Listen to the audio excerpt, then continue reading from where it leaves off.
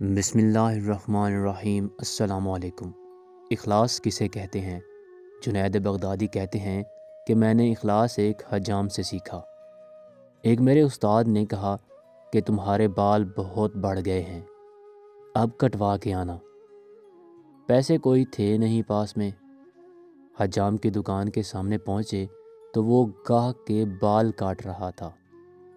انہوں نے عرض کی، چاچا اللہ کے نام پہ بال کاٹ دو گے؟ یہ سنتے ہی حجام نے گاہک کو سائڈ پر کیا اور کہنے لگا، پیسوں کے لیے تو روز کاٹتا ہوں، اللہ کے لیے آج کوئی آیا ہے۔ اب ان کا سر چوم کے کرسی پہ بٹھایا، روتے جاتے اور بال کاٹتے جاتے۔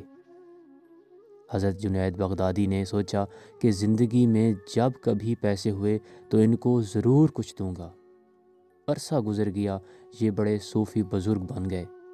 ایک دن ملنے کے لیے گئے، واقعہ یاد دلایا اور کچھ رقم پیش کی تو حجام کہنے لگا، جنید تو اتنا بڑا صوفی ہو گیا، تجھے اتنا نہیں پتہ چلا کہ جو کام اللہ کے لیے کیا جائے اس کا بدلہ مخلوق سے نہیں لیتے۔